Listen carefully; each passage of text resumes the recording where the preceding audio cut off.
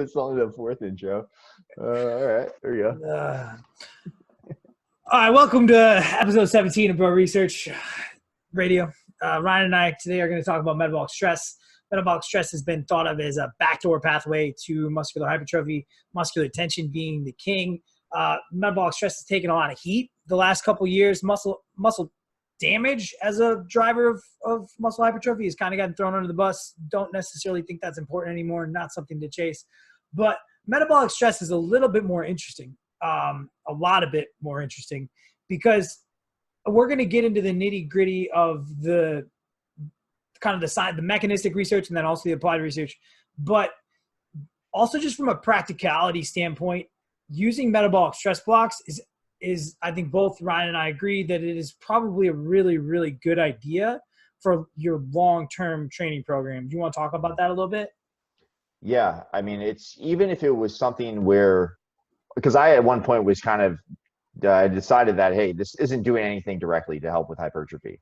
And I was kind of just using it as a way of deloading the whole system to a degree, a way of kind of just like sparking, psychological interest in training again, just getting a pump, like getting back to our roots, because that's really what metabolic stress is. If we want to think about it, what we're actually feeling is we're just getting cell swelling. There's a mechanistic effect that's going to have on the cell, but it's just the pump, right? Like it doesn't have to be super fancy. But that can do a lot of things, right? Like IL-6 is related to hypertrophy, like all these things that we get from that. A lot of the hormones that we thought had a role, like GH, all that stuff, like growth hormone, IGF-1, those things didn't come into play. But IL-6 does correlate with muscle growth. So some of these, then you have cell swelling, which may activate satellite cells. So there are some mechanistic points that some things that could be going on. Yeah, and that's, to me, was kind of a bonus anyway. Like, I'm like, all right, well, that stuff's happening, that's cool. But just seeing just some of the softer sides of things that this actually may be helpful. Yeah, you're smiling because I said softer. No, but you don't get a pump with like 3x5 with 4 minutes rest. Like you're not, like the research is pretty clear. Like you're not going to get that same amount of blood flow. Like you're not going to get that same amount of swelling. Yeah. So I've seen just like with that, I'm looking at a injury prevention or kind of like, just injury recovery type of thing with just the increased blood flow, because that's always going to be a good thing. Like that never hurts when you're injured, or if you have things that are nagging. So that's kind of the way that I had been using it previously, is just like throw these blocks in there every once in a while, allow the whole system to recover. If I have anything that's kind of bugging out, then I will use that. And, whether it has a direct effect on hypertrophy or not is kind of irrelevant. But it turns out that it actually may. There may be some independent variables going on here that could induce hypertrophy. So I think that's kind of what we're going to get into today.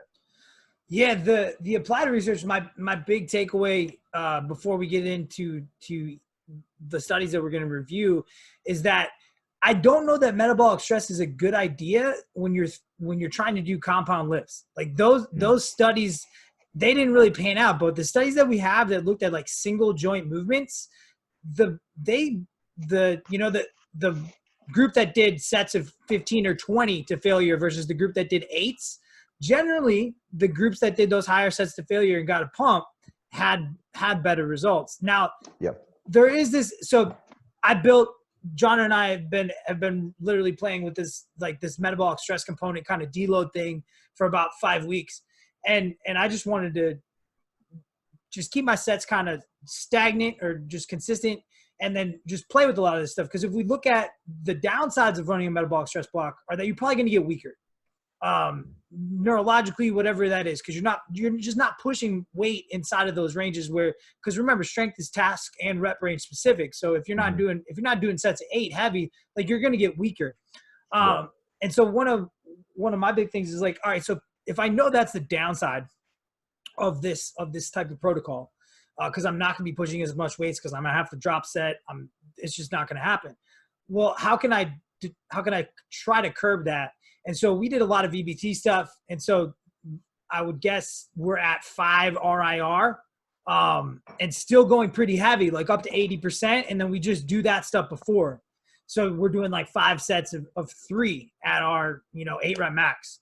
And I think that's going to allow us to come back into that muscular tension block, and we're going to hybrid it out. We're going to just kind of like, we're not going to jump straight back in. We're going to do some stuff and then kind of get back into the muscular tension model. But I think that's going to allow us to not see those insane decrements in strength that a lot of people see coming off those stress blocks.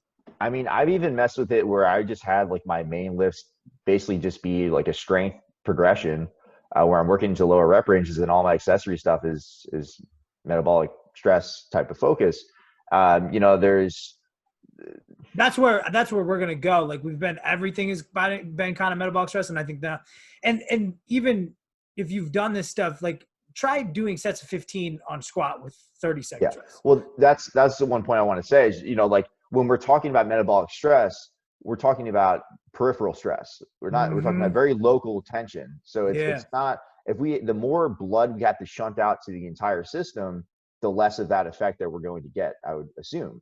So that's why I think the straight set model is a lot more rather than, and CrossFit, I think you're going to, like the CrossFit-y stuff, you're going to get a pump like systemically, but I just don't know what's going on there locally. Well, it can't. Like, I mean, if we think about like, so where did all this metabolic stress start with? It started with blood flow restriction training.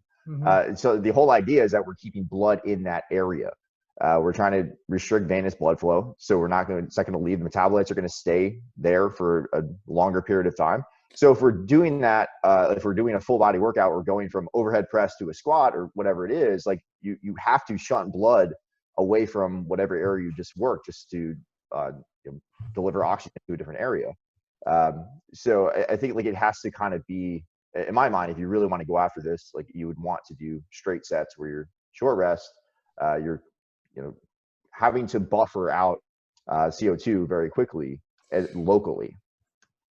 And it looks to be that you want to not as short as we thought. Like that's interesting to me. Totally. Yeah. And they mentioned that in a couple of these papers where, it's funny because I think like where it didn't pan out in some of the studies, and I'm not really biased towards this idea. Like, I don't really give a shit whether metabolic stress is good or not. Like, I'm going to do it anyway because I think it's good for other reasons. And I like to lift heavy shit too. So, but I think that you can kind of look at these studies and be like, well, yeah, I mean, if you gave them an extra 30 seconds rest, that could have been a completely different study. 60 seconds probably isn't long enough. Like 90 seconds may have been enough to recover. And then that deficit wouldn't have been as large in terms of volume load. There was different immune responses. One of the studies was talking about, right? What was like with that was a Rossi study. Yeah. So I'll share my screen. We can just jump into it. So I think the big thing is like, you probably can't look at this in untrained, unfit people because like, look at these rep drop-offs in these untrained people.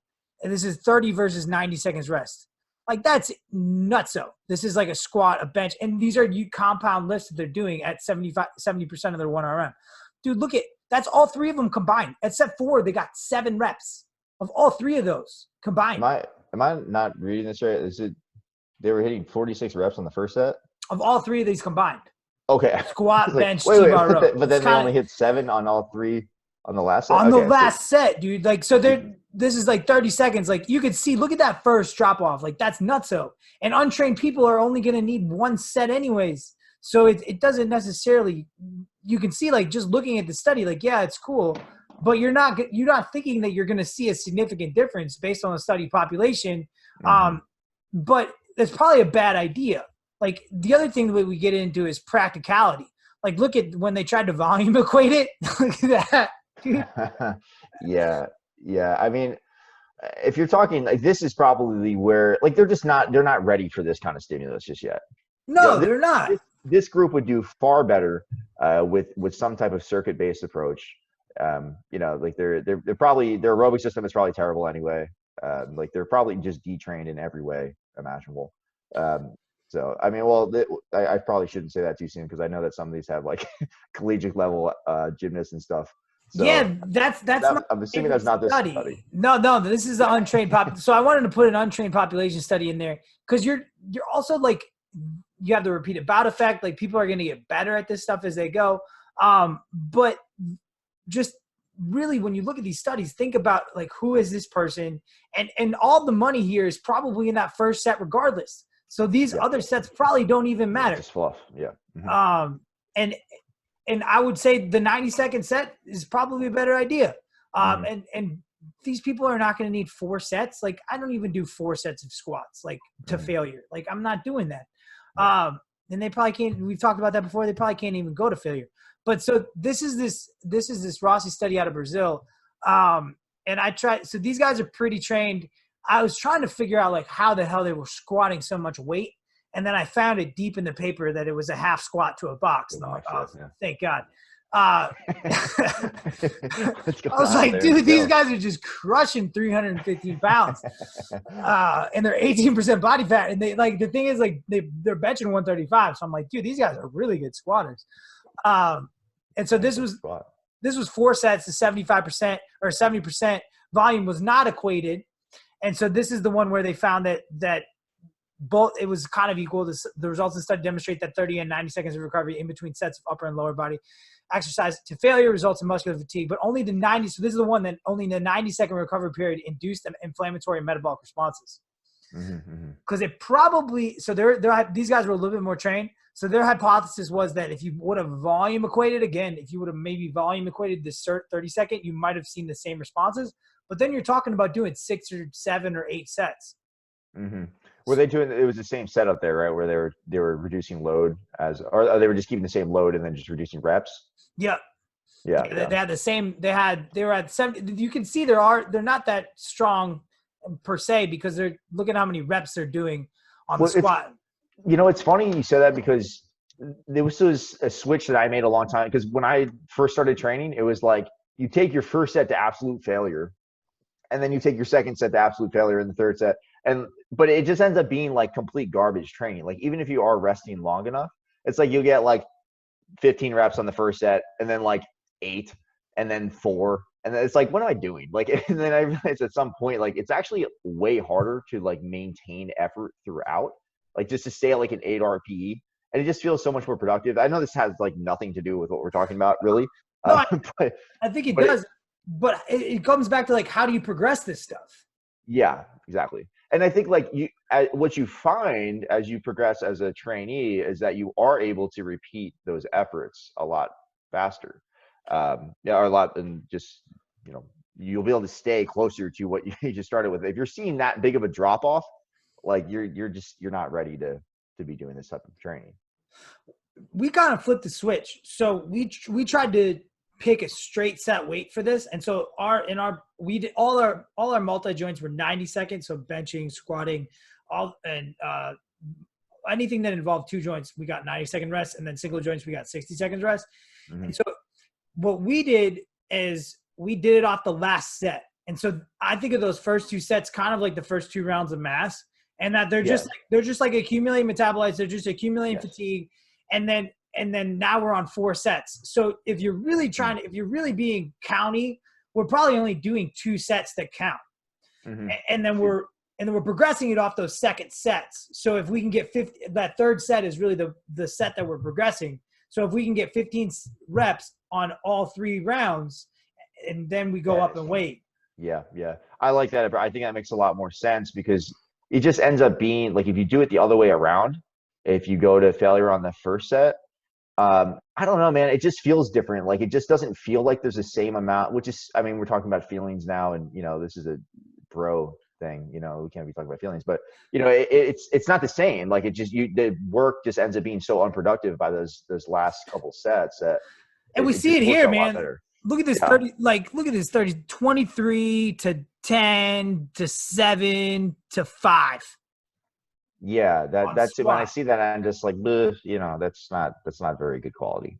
And I also think that you're kind of bitching out there, like at some point to a degree too. Or if you're not, then you're just like, you're not conditioned enough, or you need to start, like, you got to figure out where that is. Like, so for you guys, that might be 5 RIR on the first set.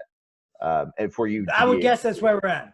I would guess we're at our 20, somewhere in our 20 RM. Yeah, and if you extended that to a 2-minute rest, you might be able to take that up to a 7 RIR. So whatever the protocol is, you have to figure out where you are within that. That's a good point. A lot of these, the other thing is a lot of these mechanistic studies are comparing 30% to 80%. And I don't think either of us are ever advocating like 30% of your 1RM. Like that, now you're in like cardio land. Now you're running like you're a different limiter. Now you're running like 700-800 meter sprints. Like no one wants to do that. Yeah. I mean, there'd have to be like a good reason for doing that. I mean, maybe that would have to be where you're at. You know, maybe you're just like such a high occluder that you need to do that. Like that's the only place that you go. Like at 30%, like if you start accumulating sets on top of that, like you just go, like it just gets very real very fast for you. Mm-hmm.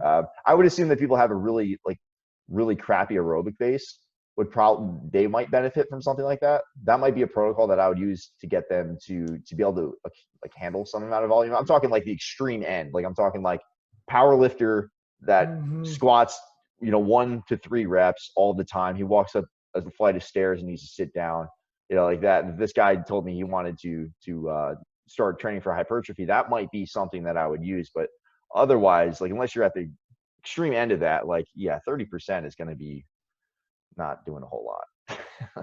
And the other thing we do need to take into account is that a lot of people think that these lower rep sets are easier. They're not. Like your perceived exertion it's pretty clear when you take these, like when you take 30% out to absolute failure, your RP is going to be way higher than like so 3 sets of 30 RM is going to be way tougher than 3 sets of a 5 RM. Like just perceived exertion wise. But I don't know about like 15 compared to 8. Like, cause that's essentially where we're living. Like maybe even like definitely I think 15 compared to 5, like sets of like a true 5 rep max on a bench and you're getting like 4 minutes rest compared to like 15s. I'm going to go with the 15s is a lot more from a perceived exertion, but I'm not trying to have less perceived exertion. I like perceived exertion. And that's kind of what we're using in a lot of these blocks as well. As we want perceived exertion without a lot of joint stress. And so this is the game study to me. This is the most applicable study. I can't really figure out how strong these guys are. I'm guessing their upper body's pretty trained because they are in some kind of gymnastics club. But I can't, from their loads, I can't figure out like how much they're curling. But this is like they're doing barbell curls, preacher curls, hammer curls. Their sets are high per week. It's an 8-week study. And they have MRIs for cross-sectional areas. This is posh. And so what they found was the single arm, so this is essentially the short rest versus the long rest here. SL, so long rest is, I don't know why they picked those. Oh yeah, it's short rest, low load. So the short rest, not significant on MRIs, but we can see like there is a trend. There is a trend towards it being significant on the cross-sectional MRI studies. Muscle thickness did show that the short rest group had a larger effect size. So in this study for hypertrophy, the short rest, low load group won pretty, I mean, not crazy substantially, but did win out. And this is kind of the decrement of using these metabolic stress pathways is that this group got weaker. The group that had the shorter rest and lower load, they got weaker over the course of the study. And I think if you're doing good programming, I think you can probably prevent that. Yeah. And that's the other reason that maybe we don't have a lot of our blocks having metabolic stress pathways on the main lifts, because you really don't even know what your limiter is going to be there.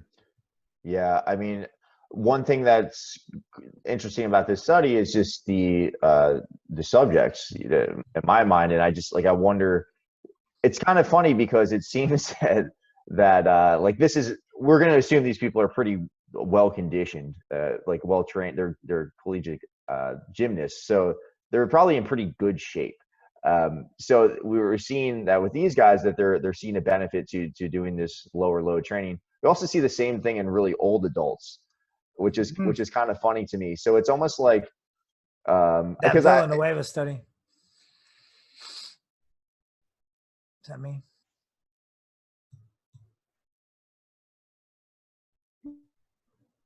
Yeah.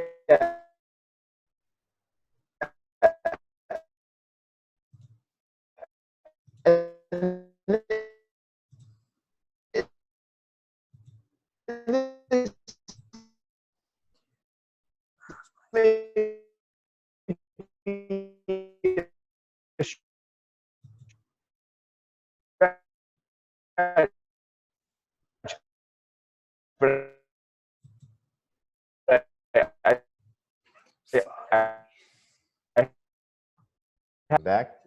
We're good. We can just keep on rolling, man. We're good. I didn't realize you were gone, so I was actually talking about the study for a little while. That Villanueva study?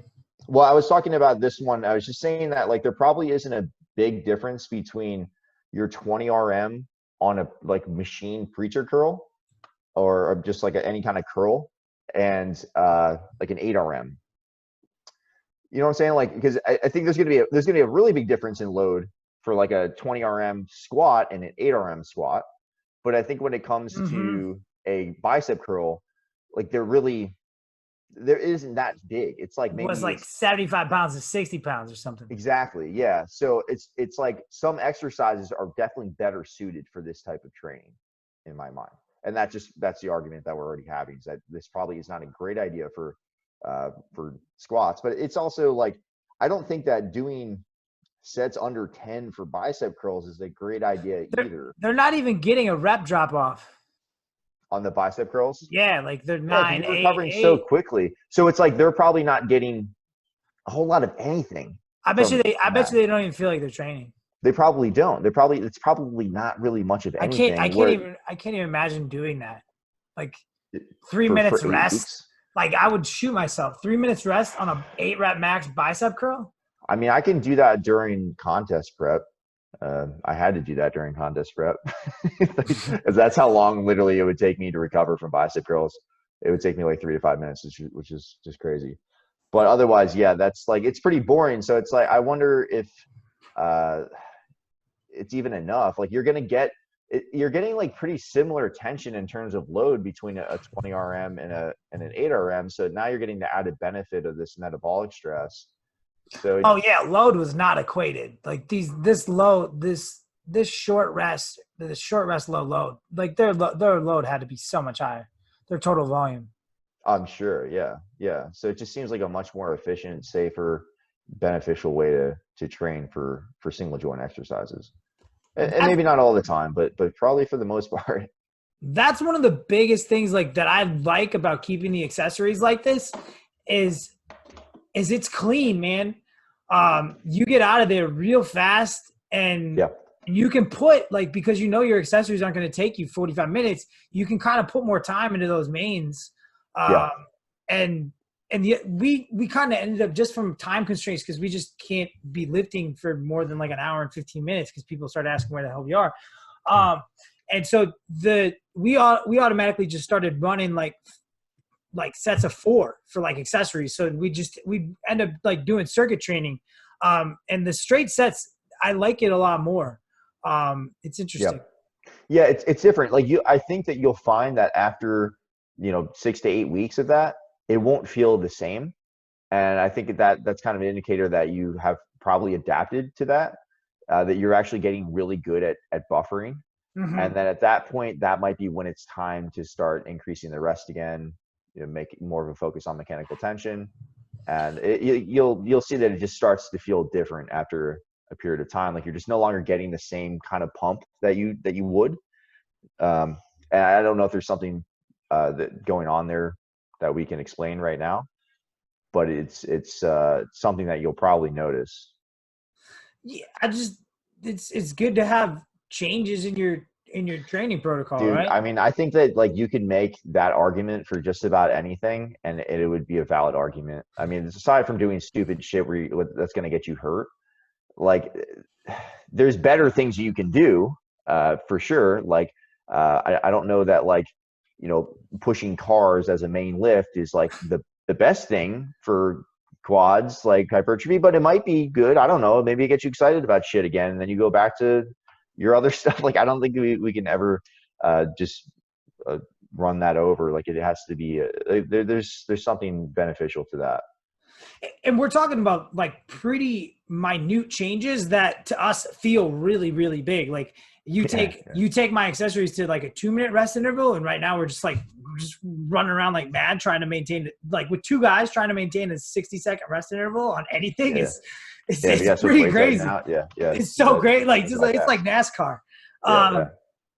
And so going to 2 minutes, like that's gonna feel like a leisurely stroll in the park, and then going back to 4 minutes on squat and bench and leg press, that's gonna be dreamy.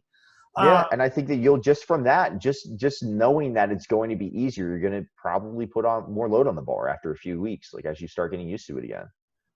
I mean, that's why I think like things like mass are really helpful, just to teach yourself or just to remind yourself how much you know how to push. Mm-hmm. Yeah, it's like this. Like I know that these 3 sets of squat is going to be nothing compared to the previous training block. I think there's something really big to be said there.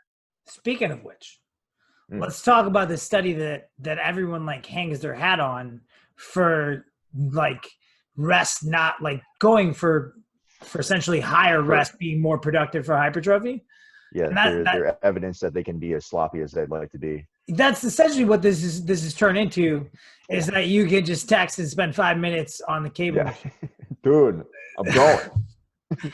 And I got 1 more rep this entire workout.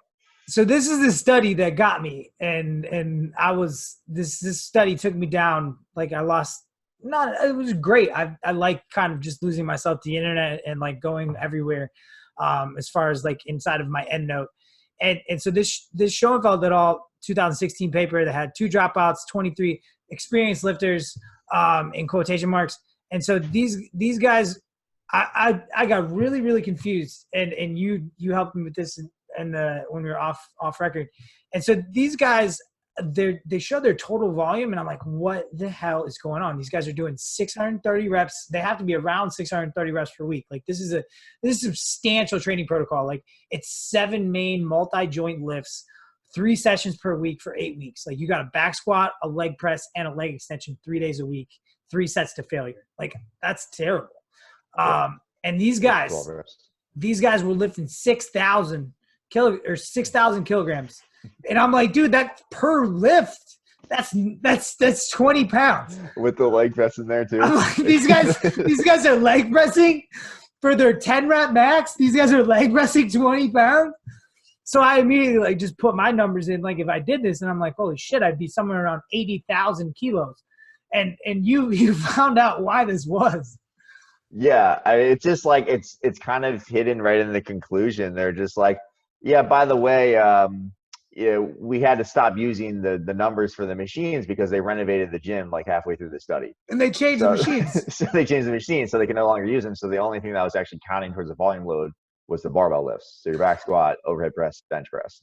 So that makes a lot more sense. But let's just do this comparatively for you. So what, like a back squat, for like a 10 rep max, you'd be somewhere like 350, 360? Yeah, something like that probably, yeah. 350. Probably so right now about 350, yeah. All right. And then 10 rep max bench, you'd be like what, 265, 275? Yeah, 275. All right. And then a military press, like what, 155, 135? That's I can't like put my arms over my head. But, yeah, we'll go 135. 155, yeah. All right. And so they did that 3 times per week. So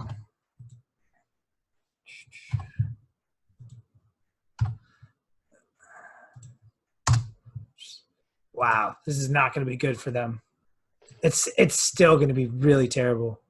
Yeah. Well, I mean, 6 months of dude, fuck. Training does not qualify as experienced in my book, but you're at 31,000 kilos per week.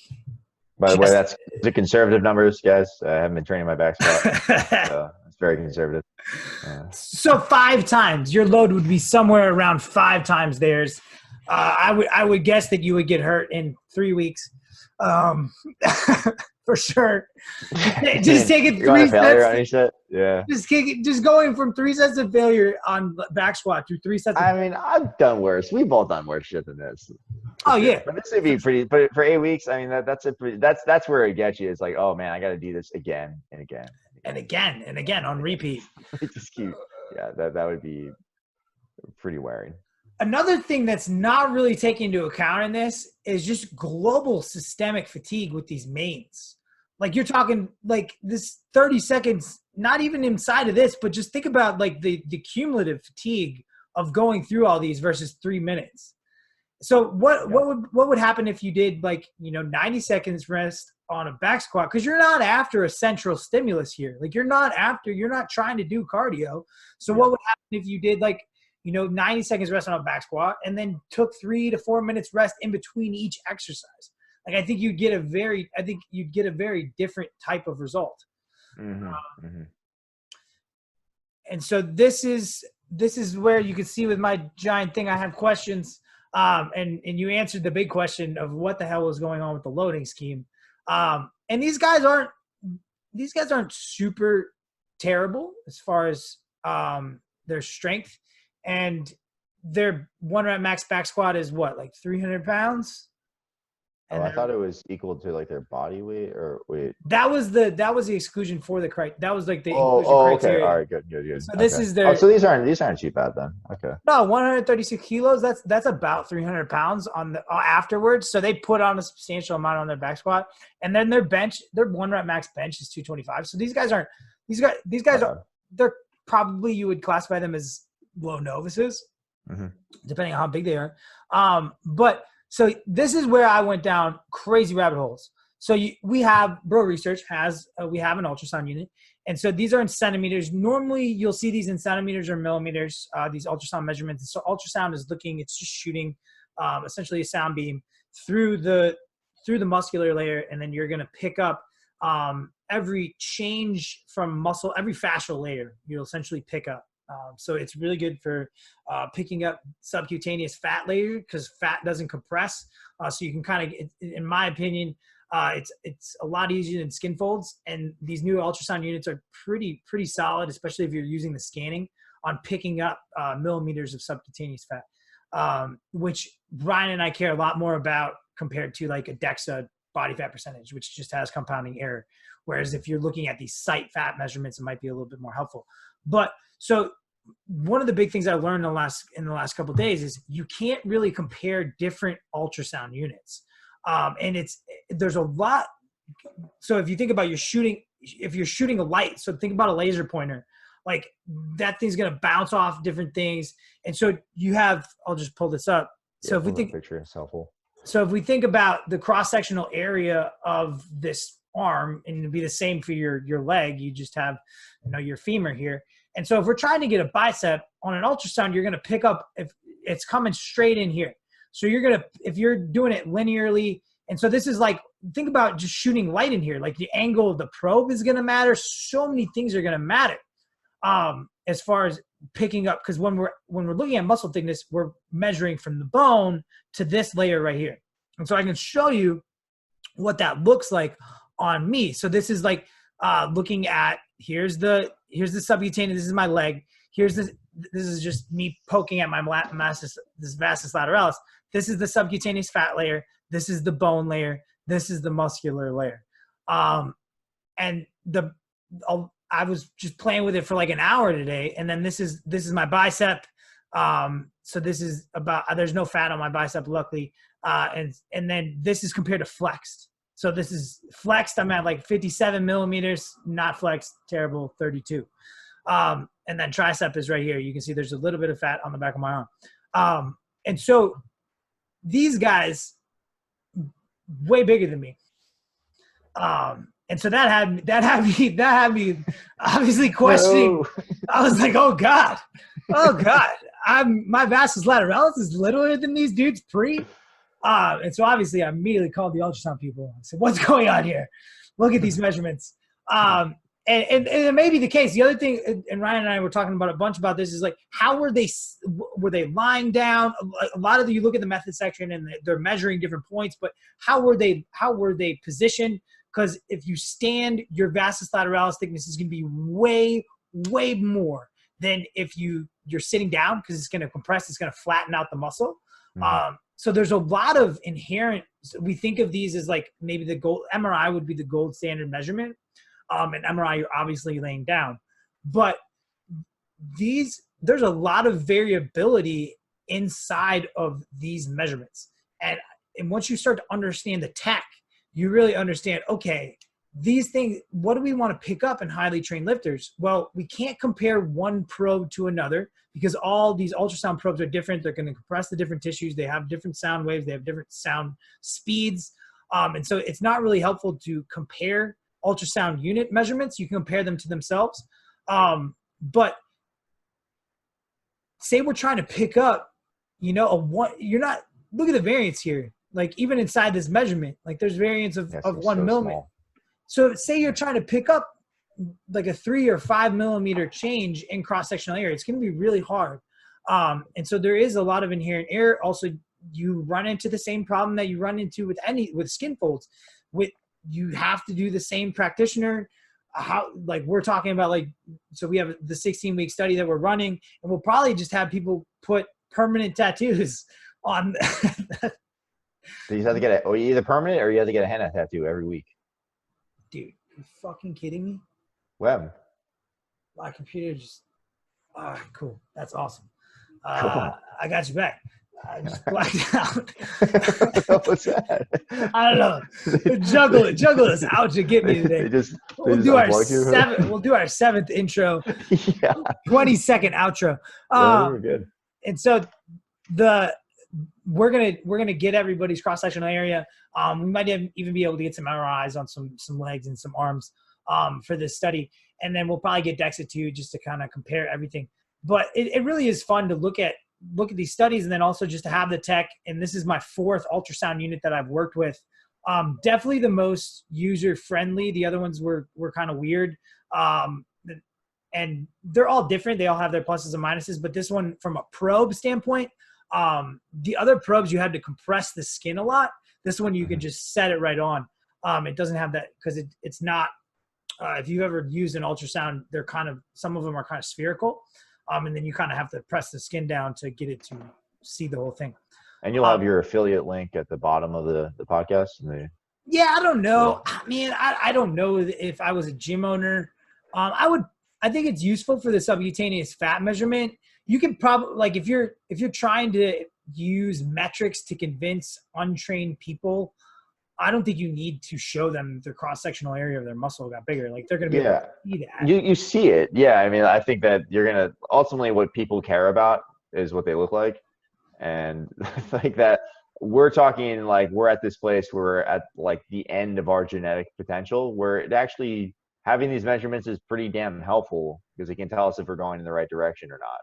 And we're also not attached to them. I think that a lot of people get weird, man. They get really weird.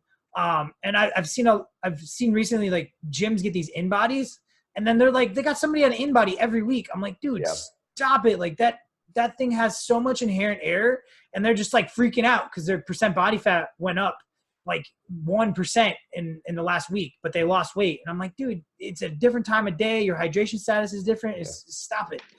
Do it if you have that. And I'm not a big fan, like BIA, I would use an RJL system, which is on the back of the hands and the back of the feet instead of something that grips, because your callus structure is going to get different every time. And so the BIAs, maybe it's useful time point to time point, but the error bars on that are huge. You're talking about error bars on error bars. You're going to have that be, pretty long, pretty far out. Or we're talking like, or you want to do it the other way. Like, so you'd want to try to pick up big changes like every 16 weeks or something, or you do the opposite of that, where you'd have it at your house and you do it the same situation, 7 days a week. That's what I was doing throughout my whole prep. It's like I would go in on Saturday morning, fasted, same exact time every test, and it was pretty reliable to a degree. I don't know how accurate it was. It could work. It could work for someone like you, I think, because your life is so regimented. Yeah. I mean, I literally, I knew exactly what I was eating the night before. It happened to be the same every single time. Like hydration status is basically the same. Now, Becky, yeah, but if who you have just somebody ate coming, 17,000 chips the dude, night before, yeah, like you're coming back from vacation. It's like, you haven't been in the gym in a week and a half, and you're gonna hop on at 7 p.m. you're getting With 5% body fat. yeah. I mean, it's not helpful. You could gain like 4 pounds of muscle too. Like there's so many ways to gain these systems. Like once you understand the tech, like you could gain a DEXA. Like say you wanted one group to win, you just put 4 pounds. You just have them eat 3 pounds of chicken breast before they go on. Yeah. So this is the main study that people hang their hat on. It's 30 seconds rest. You're going to have a ton of accumulated fatigue. They did show that I would think just from a volume perspective, that this group that got 3 minutes rest would have, but how long are your sessions? Dude, your sessions are so long. Each one of the, so it's 9 minutes per exercise plus warm-ups and all that shit. Dude, you're going to be at probably 15 minutes for these two. That's 30 minutes, 40. Dude, you're at 2-hour workout. Yeah. Who's doing that? Like that, I'm surprised they only had 2 dropouts in this study. That's pretty cool. That's the one that everyone hangs their hat on. It was fun to dig into. And then this is an older study out of Finland. This is cool because it's a longer duration and they found no difference. So this is 2-3 month. These guys are fairly well trained. They just looked at the legs. They had MRIs of the quad. So this is another good one. And so this is just another one where 2 versus 5 minutes. So if you start to get into the minutia of this, yeah, if you're taking 2 versus 4 minutes on your mains, I think you can make the argument for either one based on where you're at in your training protocol. Yeah. Mm-hmm. And what you're good at, what you've already done a lot of. And what you like. Yeah. Mm-hmm. All right. So, yeah, we've talked about a ton of the applied research. What are other things that we want to talk about? So we did this. We talked about how do you progress it. The fiber typing doesn't look to be a thing. I'd really recommend people read both these Morton papers, the 2016 one and the 2019 one. They're both really good. Talking about how the 2019 one's really interesting. I can pull that one up. It's this one because it really a lot of this. The argument for why it would be bad to take a 20 rep max versus an 8 rep max is that your EMG signal is never going to get as high on the 20 rep max as the 8 rep max. Mm-hmm. So that's kind of the argument that you see running around the internet. And that's probably not a valid argument because that EMG signal is not related to glycogen concentrations. And then if you've read Stronger by Science's latest article about effective reps, it's probably a lot dirtier than people want you to believe. Mm-hmm. And so this study goes into that, like performing resistance exercise to task failure, regardless of load lifted or repetition duration, necessitates the activation of type 2 muscle fibers, and you're going to get the same depletion of glycogen of type 1 and type 2 when you take things out to failure, 30% versus 80%. And both of these Morton papers out of Stu Phillips' lab out of McMaster. And so if you want to get into the mechanisms of this stuff, those are 2 really good papers to read. Anything you want to add on that? I mean, I don't know if we want to get into. My question is like, what would indicate that you are a candidate for this type of training, or what would indicate that it's time for you to switch to this type of training? So if we're talking about, there was. I hope that people don't really talk about this anymore, but regarding the fiber type stuff, I think there was like this concept that like if you're a long distance person, then like you're going to respond better to higher reps or whatever. Like, do you have any insight on that? Is that just kind of thrown out at this point, or what's? I got to 20 studies and I think there might be something there, but not based on the person, based on the muscle. So I think like you might say probably not, but like, I think you're going to get there practically anyways, but take like a muscle like the calves, which is going to have more, I believe, type 1 fibers, so you would want to train that with higher rep ranges, quote. And then you're in the muscle specific, like there's a lot of people try to sell this so like you 1 rep max, right? And then you take 70% of that and you do that for max amount of reps. And so some people get 25 and some people get 6. Yeah. And so then they're like, oh, I'm a fast twitch person. I need to be doing fast twitch stuff. If you're a hypertrophy person, like just get rid of that. Like just be dumb.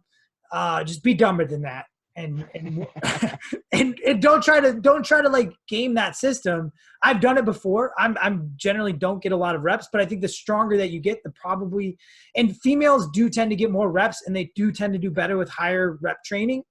They're more elastic. So my guess is that like higher rep training, they're actually using more muscles. That would be my hypothesis. Mm-hmm. But I think that you really, this is a good point that we were texting about. How do you know when it's time to run one of these blocks? How do you know if this is like a quality that you lack? Yeah. That's the big question for me. And like we were talking a little bit about like different potential testing protocols. I'm really looking into things that are practical. Like when it comes to strength, for instance, test your 1 rep max or test your 3 rep max, then retest it. That'll give you a pretty good idea if you got the quality that you were looking to get. Is there a way that we can test for buffering capacity? Because that's kind of what metabolic stress is in my mind, is we want to adapt to this stimulus. If we're adapting to a stimulus that is related to hypertrophy, hopefully we'll be getting hypertrophy. And that may be a stretch, but I would assume that if you're getting better at the things that contribute to hypertrophy, that in practice that will turn to greater growth, hopefully. So is there a way that we can standardize testing for something like a metabolic training block to figure out, like, hey, you really suck at this? Because that's easy to figure out with strength. Like if you're squatting 135 pounds and you're a male, regardless of your weight, like you're not very strong and you probably need to get stronger. And like that will probably lead to the things that you want. Right. So now and then we know like if that is you, there's not really a point in you going heavy or like 5 rep max, because you can't do anything. Exactly. Not until you get your strength up with the higher rep stuff. Yeah. So it's like that's and this is probably what I'm going to present on if I can kind of pull up enough stuff and organize my thoughts in March. Is just like, are there ways that we can identify your kind of weak links in regards to hypertrophy, and knowing that there's a few different things that we kind of have in mind that will actually benefit you, or that are related to that goal. And then how do we attack those things and how do we objectively test them? So yeah, like that would kind of be like, if you're, I'm looking at maybe that example with the power lifter, like if you can only do less than 3 reps, you got a huge window of shit that you haven't adapted to. And we know that those, like being able to do a higher 10 RM squat is probably going to correlate to hypertrophy of the quads. So if I get you to 10 RM squat, if I can get you to 10 RM squat for the first time in your life, like that's probably going to be a stimulus that you haven't gotten before, and that should result in some growth. So that's kind of like where my mind is. Which a power lifter may not want if they're in a weight class athlete. They may not. Exactly. Yeah. So I'm just like thinking, and this would apply, like I want to kind of use this construct for any type of programming, which if someone wanted to do something else, which I don't know why anyone would want to train for anything other than hypertrophy, but if you're a swimmer, like there's certain characteristics of a swimmer, there's certain things that you want to do. Yeah, you probably don't want a ton of hypertrophy if you're a swimmer. You're going to get it from your sport, probably. Yeah. You wouldn't want to have giant legs. Yeah, any more of that would not be helpful. So it's like, just coming up, like what are all of the things that we can train for? And then how do those apply to what we're actually going after? And then what are the ones that are my weak link or the things that I haven't been exposed to in a while, or whatever it is? Yeah, I think we were jamming on that. Is so the problem we're going to run into is we want a lot of these things, is it's not going to be universal, I don't think, because of joints, anthropometrics for sure, but also just like the machines that people have access to. Because you'd want to compare, you'd want to, for legs, if you were going to do a multi-joint, I think we both agree you'd probably want to use a leg press, maybe a hack squat, but probably a leg press. And you'd want to figure out, like, you'd probably want speed testing on it, and you'd want to have like a metronome so that they'd have the same cadence. Because what do people do with leg press? They turn into weird rest pause sets. Exactly. And so you'd have to be really strict on how they did it, so that you can compare it. And you probably really wouldn't want them to go to absolute failure. So you'd probably want to keep it at like a 8 or a 9 RPE, and then just like look at volume load across 3 sets with the same weight. Are you able to repeat that effort? So maybe that's a way of testing. Rep counts. Like, yeah. So like that, I'm looking at like just like a quick and dirty way of like figuring out like, hey, this is something you could probably benefit from. If you take it like a leg press to an 8 and you get 20 reps, it's an 8 RPE on the first set. You do 20 reps, you rest for 60 seconds and you get 10 reps on the next set.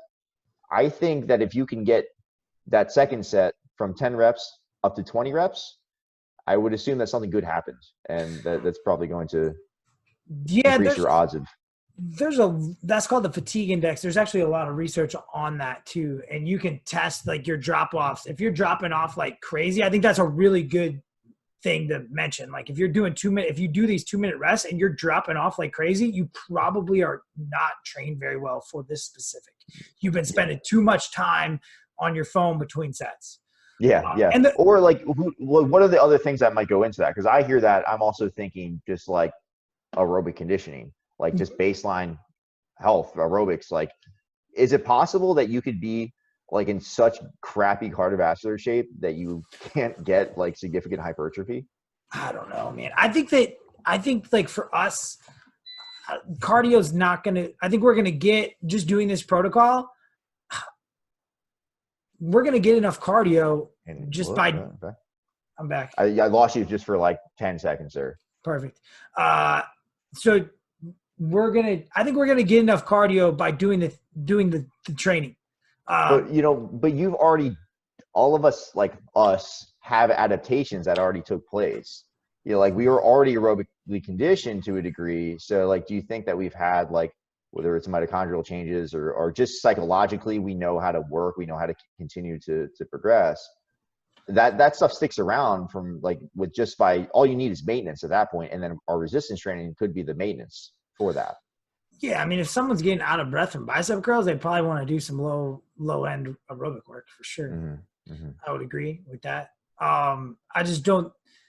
We're gonna use, if we think about who that person is, we would use circuit training with them. Yeah. And that's kind of my point is like, hey, know where you are. Like if you're just starting this journey out, like you probably don't need to have like super specific all of the things that we know are the best for hypertrophy. Like you're going to get shit just from getting generally more healthy. Like just by doing circuit training with 30 RM loads or whatever, like if you're sedentary, you'll get hypertrophy from like just doing a bike, like just riding, like anything. Yeah. And like, I know that's not our audience necessarily, but I think our audience is probably working with a lot of those people, and they want to get super fancy and they want to increase training volume and they want to do all these single joint exercises that are very specific towards, like, dude, you don't need that. Like they're garbage right now. Their entire system is crap. Like just getting them up. Just use them to get people excited. Like if a lady, like I have a yoga chick, it comes to me and she wants to work on something that she wants to work on. I'm going to give her that. Of course. Like Jonder's been doing bicep curls the whole time. Like, is that probably a good use of was that really a good use of his time the first year? Probably not. Absolutely. Oh.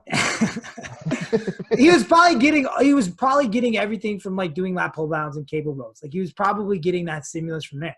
But it got it now. The bicep curls. Now like he changed his identity, right? And now he is a lifter, and like luckily he's not a CrossFitter, he's a bodybuilder. So proud of him. You beat that into him. Yes. And so it's been fun to see like those identity based habits. And so if you can build that for people, whatever your schematic is, that's where I would use this nuanced stuff. But people are, in the beginning, we're definitely not snowflakes. And then even in the end, I don't think we're snowflakes either. Yeah. Yeah, totally. We all melt the same. Anything else you want to jam on related to this metabolic stress topic? If anyone else is still around? Do you want to talk a little bit about occlusion training at all? No, let's leave that for when we talk with James and Serbia. I was going to talk yeah. about that. I was going to talk about that Druin study. Yeah. Okay. I wasn't sure if you wanted to include that in this. That shit was crazy. Yeah. Really weird. Like the oxygen, and I'm sure we'll get that into that with Serbia and Evan. The oxygen, like they could go right away. Like that, like they could as go. As soon as they increase the delivery again, right? And boom. Yeah, that was like, I'm like, interesting. Not the same. Yeah. So yeah, I mean I feel like you got to say something about it now, like because people are not going to know what the hell you're talking. If you want to just quick overview. Yeah, we'll just link out the paper and people can get excited for the like. That's not just reading that paper. I'm gonna have to read that paper like 5 times to figure out I'm gonna have to go to other papers to look up like what terms are like. It's like it was a really good paper to show you like, all right, we have muscular fatigue, which we know not as much as we think we know about. Like why we read endure, like we don't not know like why people stop. And then the other side was like, so then they had this deoxygenation situation where they cuffed them to 50% and they had them essentially BFR, and then they could repeat the task. This was all forearm stuff. So you're going to start, this isn't like, that's how these mechanistic trials work. And so as soon as they got oxygen delivery back, they could repeat the task, versus when they fatigued them out without the cuff and in an oxygenation environment, it took them like 2 to 3 minutes to come back and be able to repeat the task. So that's like, oh, these are different things. And it's also like, man, BFR could be so efficient. Like if you can just do like, just bam, put the oxygen back, bam, put the oxygen back, boom. And so what were they doing to put oxygen back in? That was the thing that I was like, just releasing the cuff. That was it. Okay. Yeah. They just let the blood come back in. Yeah. And then you can watch it with nurse. So you can't really do the same thing with just traditional training. Kind of, right? Because you're still going to get compression with that's what we have. That's what we have to talk about. Not to the same degree. That's what Evan and Serbia are going to argue about. It's going to be really fun to see, because Serbia's going to we'll spend a lot of time just on the tech itself, because that's what Serbia has a lot of, like just a ton, like 3 years of just playing with that tech. Mm-hmm. So he knows the downsides of the tech. And he's not convinced that you can that it's an adequate measure of what we're trying to measure in terms of that aspect, because it's not getting at it's only looking at that superficial layer. And so let's just leave that for that podcast, because I don't want to do either of them a disservice, because I think that they're gonna find common ground, and I'm really excited because they're both really smart dudes, and I think they're gonna definitely find. And James was like, "Hey man, I don't want this to be just like argument. I want to try to push this forward. What? Because a lot of this I haven't seen apply. My big thing with nurse data is I haven't seen it's all in my look at the literature, it's all mechanistic. So it's all these type of acute trials. There's nothing like, hey, and if you found these studies, I'd love to read them. Like we had these people do, a critical power test, and then we trained them based on their critical power in this way. And then we had this other group where we did the same thing, but then we trained them based on their nurse. So they had nears cutoffs. So when they essentially in the endurance world, you'd like, all right, so when you deoxygenate, you cut the set. And so that's even how that's how Evan, if you've read his recent stuff on Medium, that's what he's kind of advocating for, is like, hey, is this a way to like figure out where you should cut a set? And that's a big jump, right? And everybody's going to be a little bit different. And yes, you are getting this deoxygenation environment, but there's a lot of other stuff going on, and I'm excited for them both to talk. I'm looking forward to that. And one of the things I've seen with tech is it can make people kind of lazy. Yeah, that's what scares the shit out of me about all tech. Anything related to fitness tech, that's the thing, or just like creates neuroses. Worry. Just like, oh, my sleep, didn't get as much deep sleep tonight. Day's gonna be garbage. And then what do you know? It's like, that stuff that scares the shit out of me. Particularly when we're talking about training, and like we look at stuff like all the shit that was presented in Endure. It's like, dude, there's other stuff going on here. And if performance is your goal, I think that's super dangerous. Now, if hypertrophy is your goal, that maybe like I would look into it. But for performance, that scares the shit out of me. All of that stuff. I think you got to be kind of dumb. Like it's sometimes. I think so too, man. Yeah, for sure. Like, well, in the weight room, you got to be dumb. Like I'm not thinking in the weight room. You can't, but maybe like you just can't. The tech can be fine as long as you don't forget how to be stupid. Like because that's what the tech can do. Like I think you can use spurts of tech, but when it comes down to actually going, man, like you got to still be able to go, and that's where that stuff can make you super sensitive. I think from the coaching side, like you probably don't show them any of that shit. Like you're just collecting data. You can black out people. Make decisions. Yeah, I think you kind of have to do that. So the tech could make you. So the thing with some of the near stuff is like it could make you work harder. Like that's the part where like now what happens if you? I forget about those people. Like I forget that they do this. Yeah. Like the workload. So then you're in like this weird range where, okay, this data told you that, so you upped your workload based on that. And then you might be able, like you look at the HRV data and people they got through essentially the program faster when they looked at their HRV data because they trained more often. Because they said they were good to go. They said they were good to go, so they just train more often. So maybe if the tech makes you work harder or gives you the same results or gives you better results for the same amount of effort, then it could be advantageous. But I'm not making that bet until I see the applied research and I see multiple papers, hopefully on the applied research side. Because if someone's doing, I want to see labs that aren't invested in it. That's why I get super worried because there's a lot of ways that you can set up these applied research trials to have something win.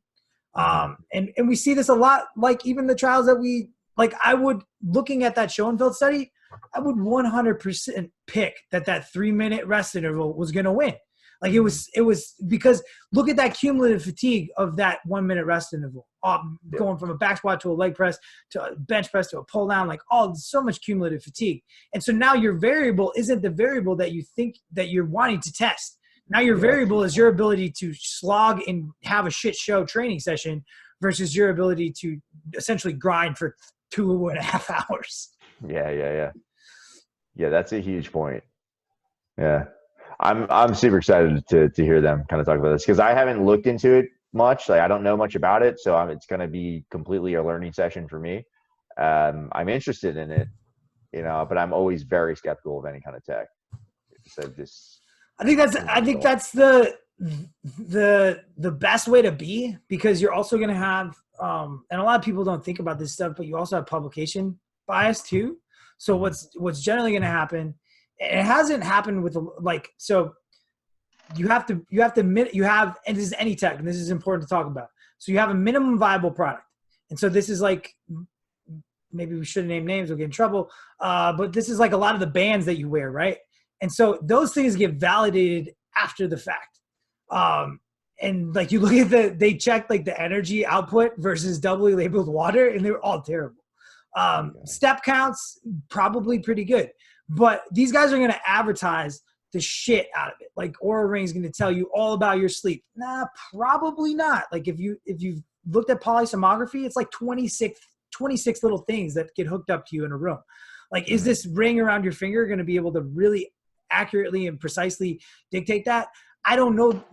And so none of these, like this accelerometer thing, I know the downside of that tech. It's not going to be able to tell me different sleep stages. It's pretty good at telling me total sleep time.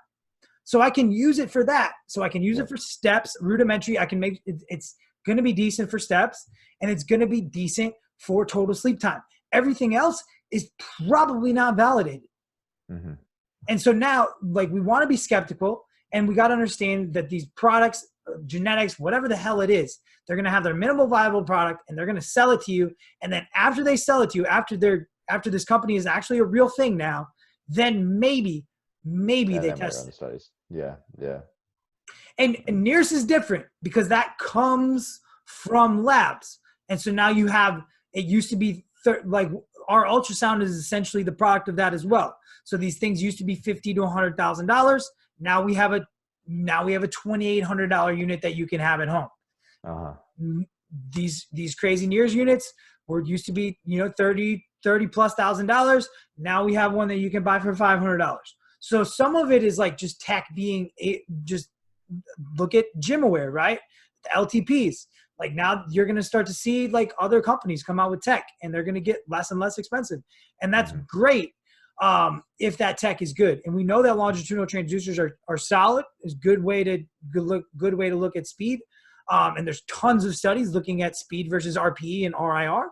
I don't think that you need it. I think you can be a great coach without it. But look at the body of evidence, look at the body of data, and look and see if there are those applied studies out there.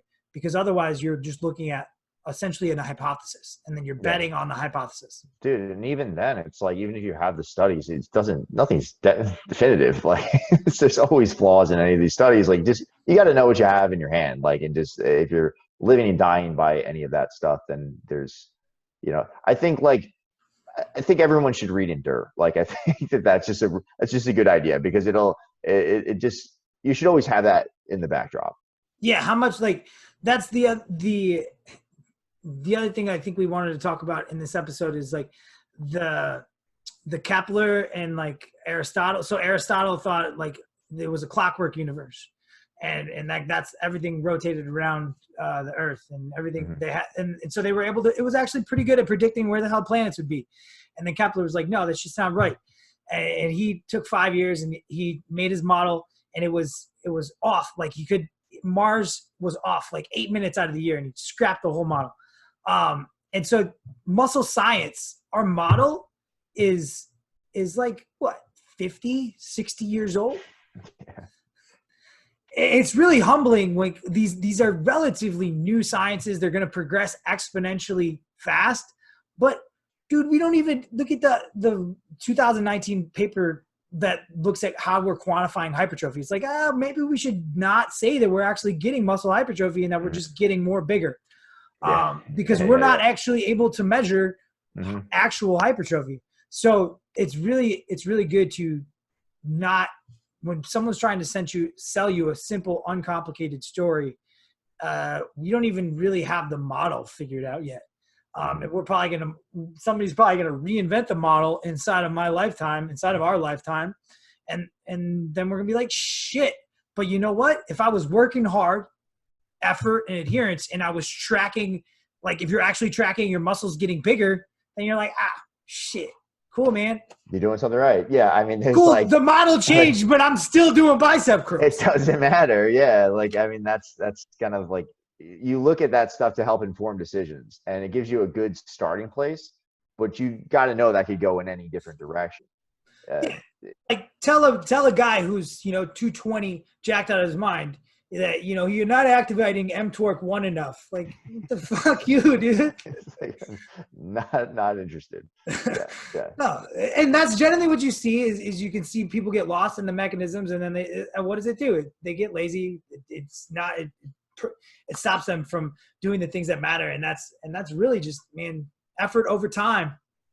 Yeah. And I think just tying the shit back together, because I just have to do that. I hate closing without it, like going back to the initial topic. If you want your biceps to look bigger, you just got to flex your arms all the time. That was the other part that you weren't here for.